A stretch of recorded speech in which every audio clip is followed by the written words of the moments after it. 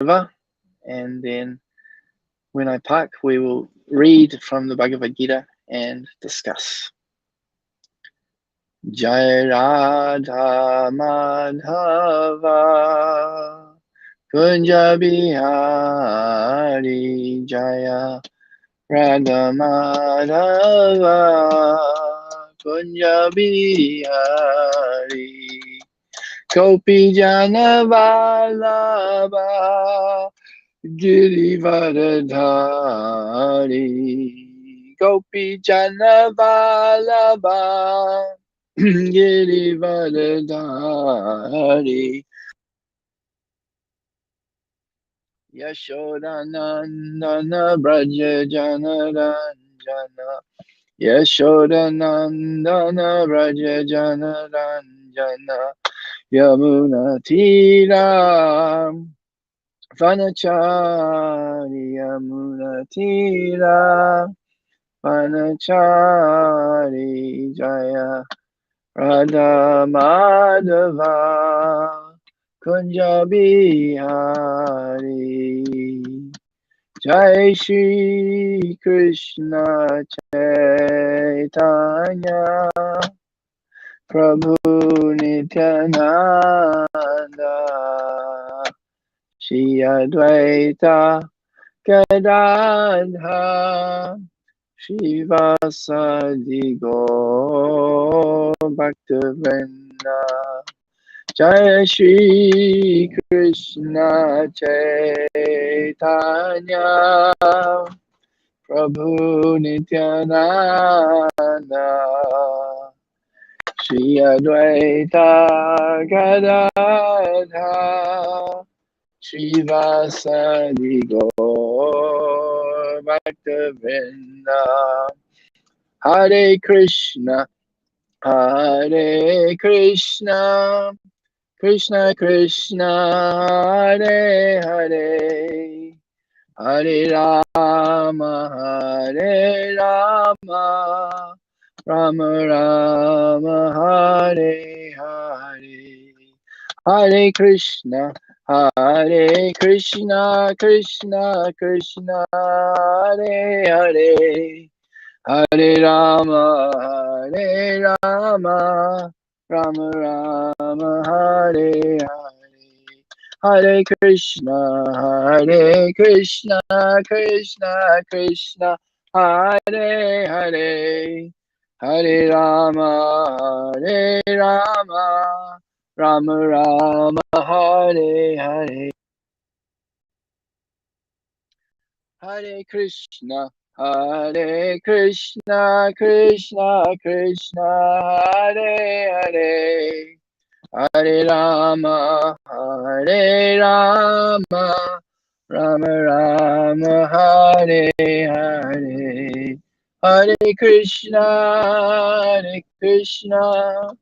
Krishna Krishna Hare Hare Hare Rama Rama Rama Hare Hare Jaya Prabhupada Jaya Prabhupada Jaya Vishnupad Paramahamsa Paribrajikacharya Stotra Shatashi Shimatis Divine Grace A.C. Bhaktivedanta Swami Srila Prabhupada Ki Jai Ananda Koti Vaishnavrinda Ki Jai Namacharya Srila Haridas Thakur Ki Jai Prem Sikaho Shri Krishna Chaitanya Prabhu Nityananda Shri Advaita Gadadha Shivasani Gaura Bhaktivedanta Ki Jai Jai Shri Radha Krishna Gopinath Shamakun Radhakun Giri Govardhan Ki Jai Shri Vrindavan Dham Ki Jai Navadvip Mayapur Dham Ki Jai Gangamai Ki Jai Yamuna Mai Ki Jai Tulasi Devi Maharani Ki Jai Samaveta Bhaktivinoda Ki Jai All glories to all the assembled devotees. All glories to all the assembled devotees. All glories to all the assembled devotees. All glories to Sri Guru and Sri Gauranga. All glories to Srila Prabhupada. So today we're reading from Srimad Bhagavad Gita, as it is, chapter 2, text 31.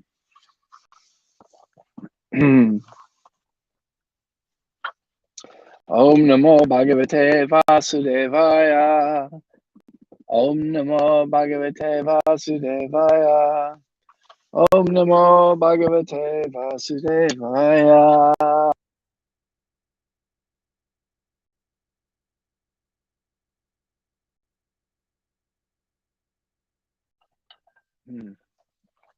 So chapter 2, text 31. Swadhamam api chaveksha navikam piturmahasi dhamyati yutachreyonyat kshatriyasya navidyate. Swadhamam api chaveksha navikam piturmahasi dhamyati yudhichreyonyat kshatriyasya navidyate. Swadhamam api chaveksha navikam piturmarhasi dhamyadhi yudhachreyonyat kshatriyasya navidyate. Word by word. Swadharmam, one's own religious principles. Api, also. Cha, indeed.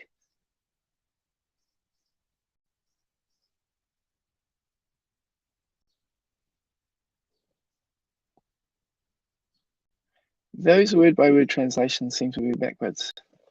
Pretty sure cha means also, and api means indeed. Anyway. Avesha, considering. Na, never. Vikampitum, to hesitate. Arhasi, you deserve. Dharmyat, for religious principles. He, indeed. Yudat, then fighting. Shreyaha, better engagement. Anyat, any other.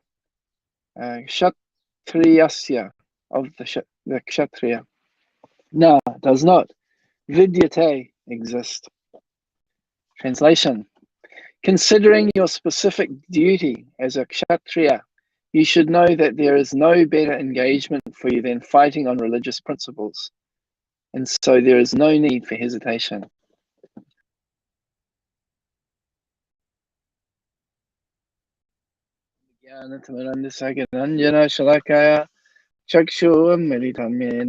Tasmai Shri Gurave Namaha. Namo Vishnu Padaya Krishna Prasthaya Bhutale Shrimate Bhaktivedanta Swami Nitinamane. Namaste Saraswati Deve Gauravani Pracharine Nirvishesha Shunyavadi Paschatya Deshatarine. Jai Shri Krishna Chaitanya Prabhu Nityananda Shri Advaita Gadadha Shivasadi Gauravakta Hare Krishna, Krishna Krishna, Hare Hare, Hare Rama, Rama Rama, Hare Hare. Okay, so now the purport by His Divine Grace A.C. Bhaktivedanta Swami Srila Prabhupada. Out of the 4 orders of social administration, the second order for the matter of good administration is called Kshatriya. Kshat means hurt. One who gives protection from harm is called Kshatriya. Triyate, to give protection. The Kshatriyas are trained for killing in the forest. A Kshatriya would go into the forest and challenge a tiger face to face and fight the tiger with his sword. When the tiger was killed, it would be offered the royal order of cremation. This system has been followed even up to the present day by the Kshatriya kings of Jaipur state. The Kshatriyas are specially trained for challenging and killing because religious violence is sometimes a necessary factor. Therefore, Kshatriyas are never meant for accepting directly the order of sannyas or renunciation. Non-violence in politics may be diplomacy, but it is never a factor or principle. Okay,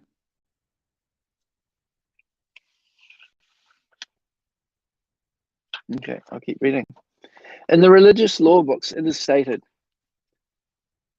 Ahaveshu mito nyonyam Jigang Santo Mahikshita Yudamana Param Shaktya Swargam Yant Yaparan Mukha Yageshu Pashavo Brahman Hanyante Satatam Dvijay Samskrita Kilamantrascha Tepi Swargam Avapnuvam. In the battlefield, a king or kshatriya, while fighting another king envious of him, is eligible for achieving the heavenly planets after death, as the brahmanas also attain the heavenly planets by sacrificing animals in the sacrificial fire. Therefore, killing on the battlefield on religious principles and killing animals in the sacrificial fire are not at all considered to be acts of violence, because everyone is benefited by the religious principles involved. The animal sacrificed gets a human life immediately, without undergoing the gradual evolutionary process from one form to another. And the kshatriyas killed on the battlefield also attain the heavenly planets, as do the brahmanas, who attain them by offering sacrifice. I'm halfway through the purport, but we'll just pause there. So it is the instruction to Arjuna that he has to fight because he's a kshatriya. This is a material designation. This is not a spiritual principle, essentially. Although ultimately we can't separate spiritual and material matters. But considering the body that he was in, the material body that he was possessing, and the circumstances that he found himself in the material world, he was obliged to fight as a kshatriya. And he shouldn't hesitate on this basis, because the fighting that he was doing was based on religious principles. You'll see the next verse, just as a little spoiler. The next verse is, O Partha, happy are the kshatriyas to whom such fighting opportunities come unsought, opening for them the doors of the heavenly planets. So, kshatriya, by nature, loves a good fight. And so therefore, Arjuna should be happy to have this opportunity to engage in the nature that he's been given.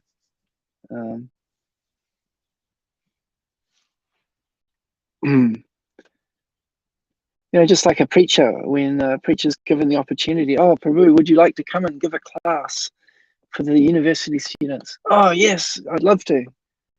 And get to engage with the students. It's an enlivening experience, because that's the juice for a brahmana and for a Vaishnava preacher. And so for a kshatriya, their body and their mentality is looking for some engagement. And these battles are the perfect engagement when it's based on religious principles. We can see that Prabhupada exhibited this same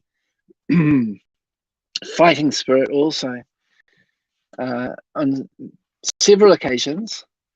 One particular famous example that comes to mind is in regards to Mr. N in Bombay, when they're building the temple there. This Mr. N was a rascal, and he was trying to cheat the devotees out of the land and steal their money and everything. But Prabhupada got the devotees to move onto the land and install the deity. And Mr. Nair, he even sent some gundas to knock down the temple. He sent prostitutes to try to discredit the name of the devotees, all to no avail. Well, they did cause damage, but in the end, Prabhupada said that Lord Nrsimhadev had actually personally come to kill this Mr. N, Mr. Nair, and he died of a heart attack. And then once he died, then his wife, she begged forgiveness from Prabhupada, and Prabhupada immediately, forgave her. And now we have this wonderful temple in Juhu in Bombay. And Prabhupada said it was a good fight. And so, this is the fighting spirit. A Vaishnava does whatever it takes. Ultimately, a Vaishnava is beyond Varnashram. So, you know, if a devotee has to fight, whatever their Varna is, if that's what Krishna has arranged for them, they'll do that. And, you know, specifically, those who are Vaishnava Kshatriyas, like Arjuna, should never shirk away from their duty of fighting. So, it's interesting here, it's explaining, you can imagine that in order to fight effectively in the battle, you need to be good at fighting. And in order to kill, you need to know how to kill. And so the Kshatriyas would go into the forest and, you know, kill the dangerous animals as their training. And particularly here it's mentioning tigers, that in the Jaipur state, the Kshatriya kings would go out with just their swords. They wouldn't go out there with a, you know, a rocket launcher or machine gun or something. They would go out with their sword and they would kill the tiger in, you know, face-to-face combat. This shows the real Kshatriya, you know, the real bravery. And they were able to actually defeat a tiger. Now, if you've ever been to the zoo, tigers are incredible creatures. They're very powerful and they're massive and they're killing machines. So for a human being to be able to kill a tiger is pretty amazing, just with a sword. This is there's an example in American history where Theodore Roosevelt was a president and he was crippled. I forget what year it was that he was the president, but you know, it was popular to do hunting. So they thought, well, this is a crippled person, so let's make it easy for him. So they brought the animal in front of him, like I think it was a bear or something, put it right in front of him and gave him a gun and said, here, shoot it.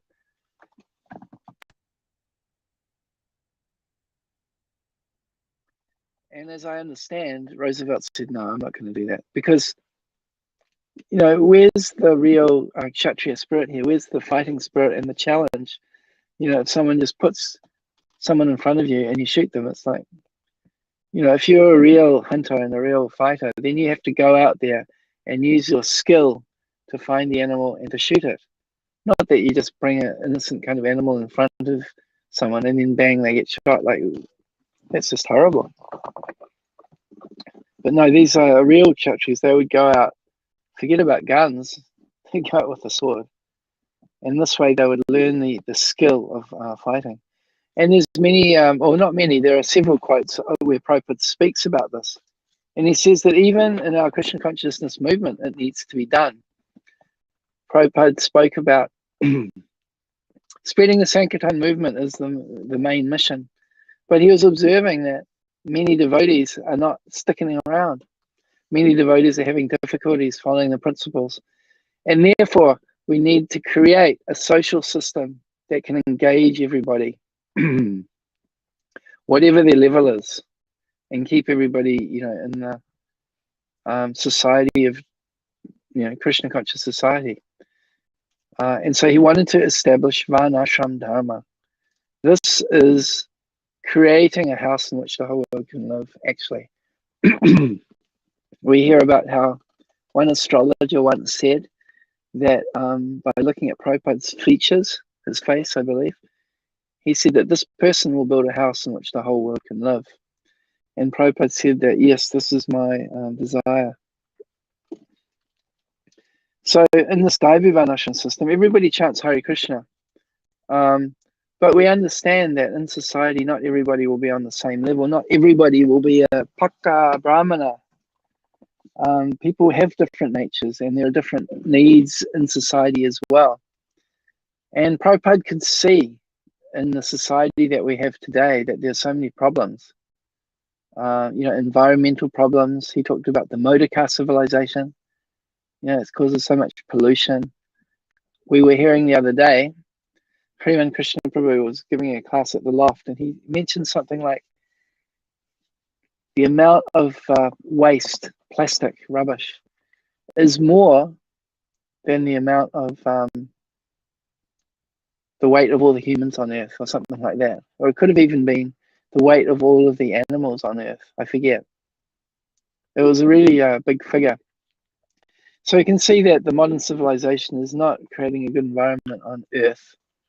And this is just looking from environmental point of view, the pollution and the problems that it's causing, but also the social aspect of life. That people are very disturbed. When people are living in cities and there's no God consciousness at the center, then there's so many issues. There's so many abortions, which is killing of innocent children, creating a horrible karma. And people are, suffering in so many ways for lack of Krishna consciousness. Prabhupada said that when the devotees joined, they went, from being hippies with very grey faces to being happies that, were very effulgent and bright.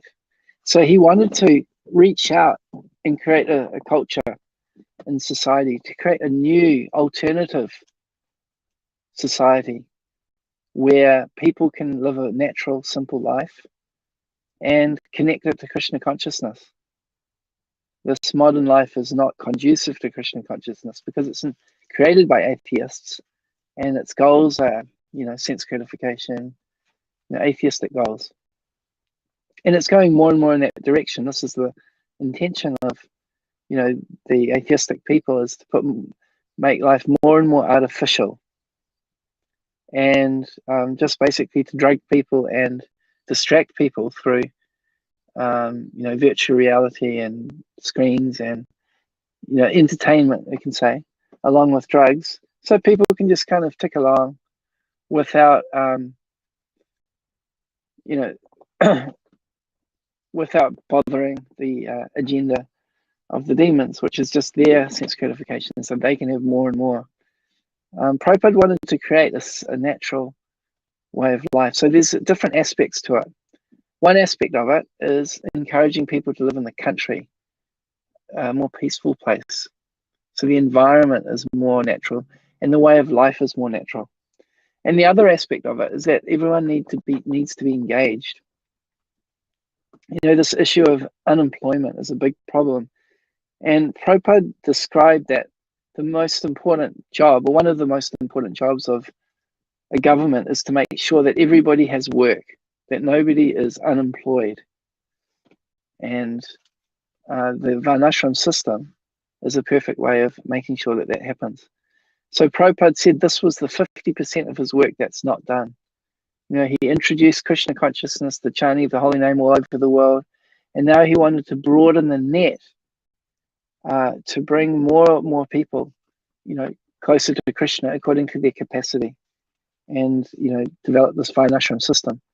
So there was different aspects of it. One is that aside from reaching out, to more people in the world and giving them an opportunity to engage in Krishna consciousness, he wanted it for his devotees in his society, that there could be a place and an alternative type of civilization which is more favorable for practicing Krishna consciousness. He wanted devotees to get out of this, motor car civilization. He talked about modern education as a slaughterhouse. That you get this degree and then you're begging from someone to get a job. So Prabhupada wanted that the devotees should be more independent and could live off the land and provide their own needs in that way, and live a simpler life, more natural way of life, living together and nearer to Krishna. When you read the 7 purposes of ISKCON, you'll see that this is one of the key ideas that Prabhupada repeats more than once. Is the idea that the devotees should live together, come close together and closer to Krishna, in a place that's infused with Krishna consciousness, and that's a more natural way of life. So in his description of this Varnashram system, he's explaining that we need Kshatriyas, as well as Vaishyas and Shudras and Brahmanas, The Shudras basically assist the other classes. The Vaishya's main duty is to protect cows and to produce food, to protect the animals, essentially. And the Kshatriya's main duty is to protect the people and to make sure that people are living according to Dharma, that they're living according to religious principles and, protecting people. So Prabhupada specifically said in his instructions that the Kshatriyas, even within the Varnashram college, as Prabhupada called it, his training ground for the Varnashram society, that the Kshatriyas should go out and kill. They can go and kill animals because they have to learn how to hunt.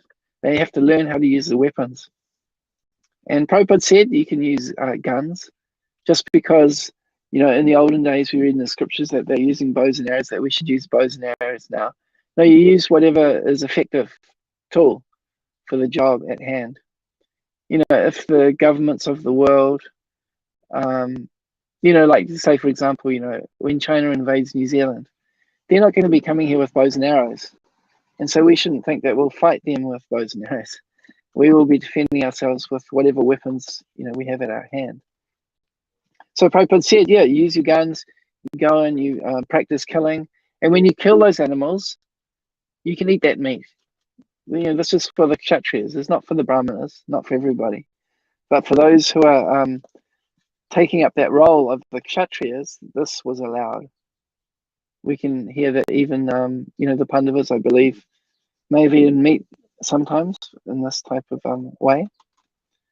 But, in this way, Prabhupada's explaining that the Kshatriyas, they need to learn the skill. They need to learn how to kill.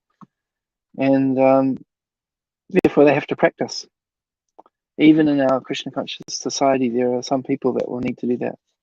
Another way of understanding this is that there are already people out there who are hunters and who are, fighting people.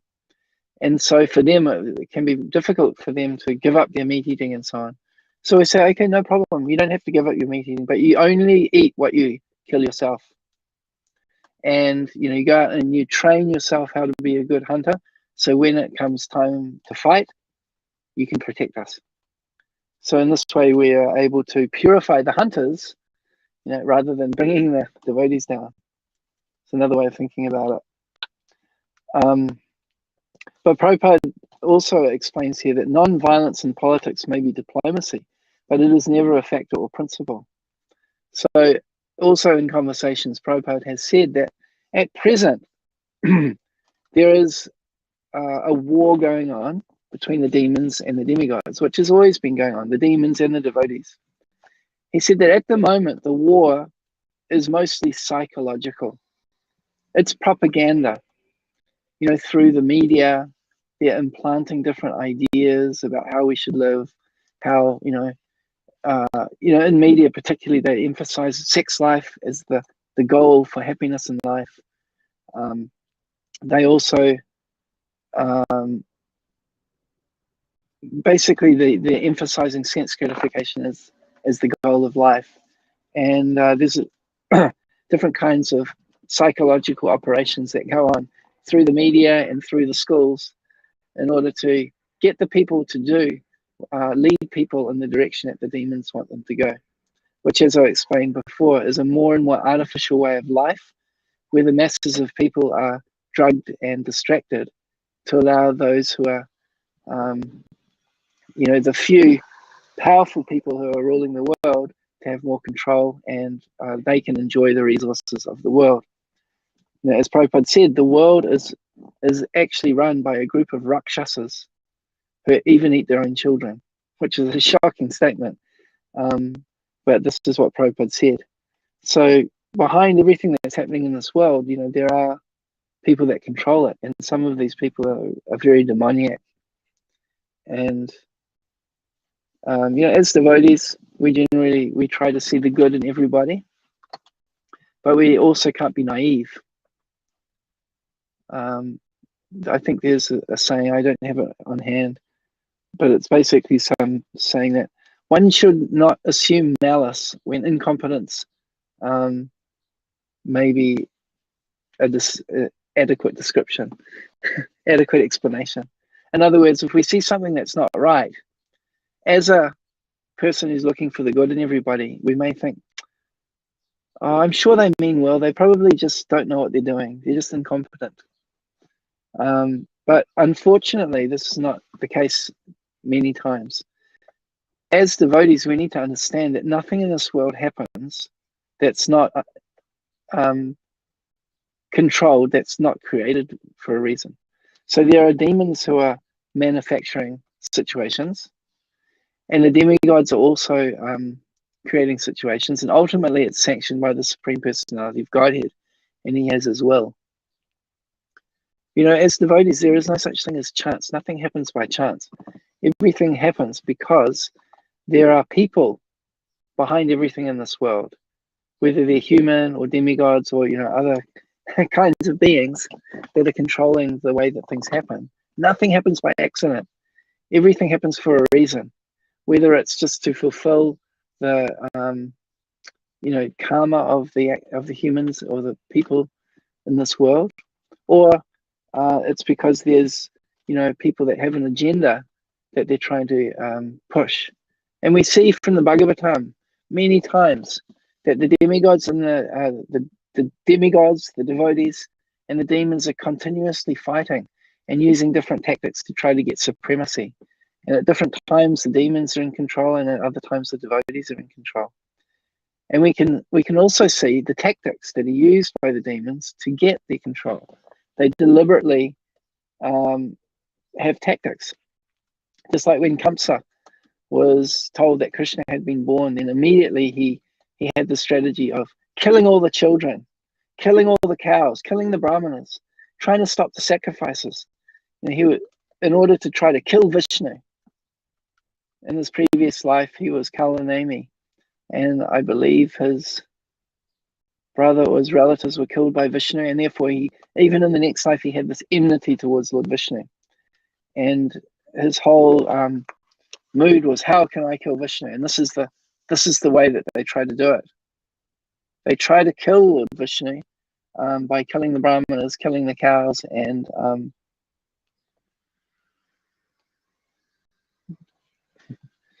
that was my mum.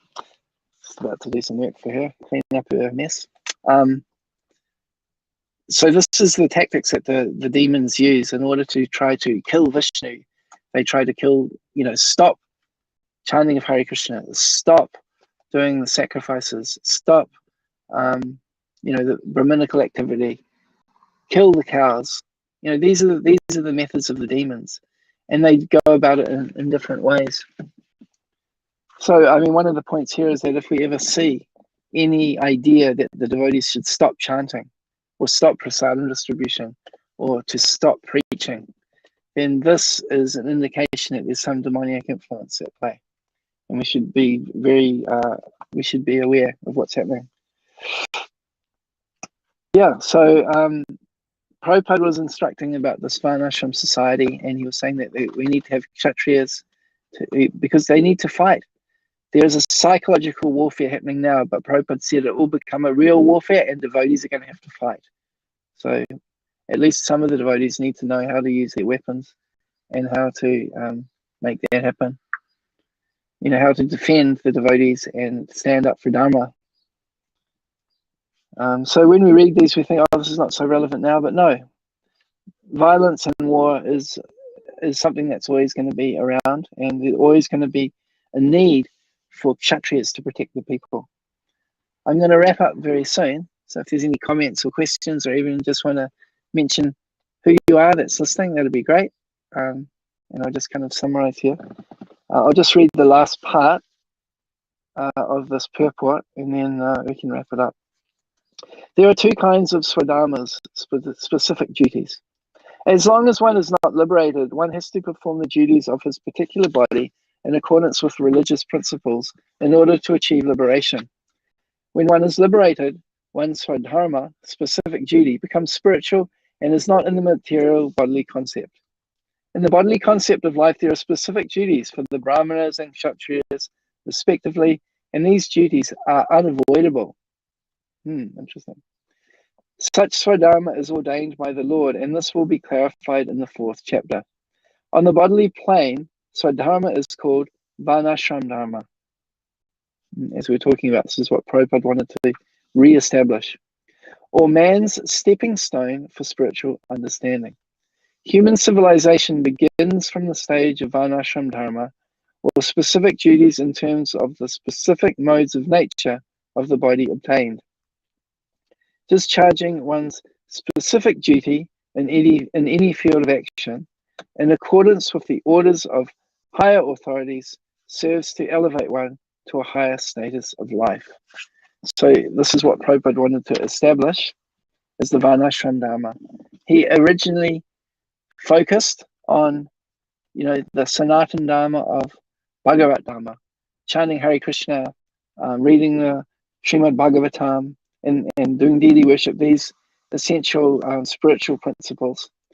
And then later on, he saw the need to begin developing Varnashram Dharma, which is a mission that's left for us to do on his behalf. And we can see that this Varnashram Dharma is important. Prabhupada says it's unavoidable as long as you have this material body. They're unavoidable, as long as we have some bodily conception of life. And when we become, liberated, purely spiritual, then the Varnashram system is not so important anymore. But it's very important for those that are, wanting to make progress from where they are now in this material world. Okay, thank you, Bev, for commenting. Thanks for listening. Hope you found it interesting. Let's see if there's one other thing I want to add. Yeah, so as devotees, we need to keep both things in mind, that we do have our material duties that we have to perform, but above all, we should always, keep chanting Hare Krishna, reading Srimad Bhagavatam, associating with devotees, making our house and our environment like a spiritual place, and visiting the Holy Dham, and doing deity worship. These are the 5 potent forms of devotional service given by Rupa Goswami in the Nectar of Devotion. And then as long as we keep doing these things, then whatever material duties we have to do, we will do them. So a very interesting verse here about the importance of doing our duty, acting according to our nature, even our material nature. But we always need to connect it back to Krishna consciousness.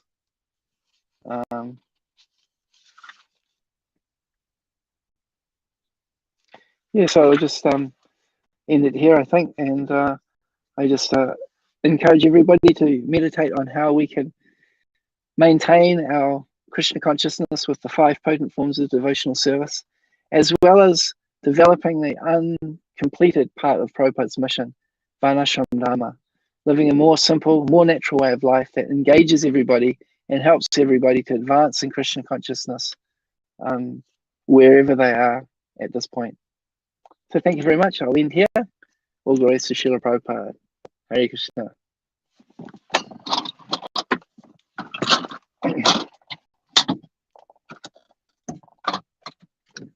Oh. No, I'm done now. I need to send it.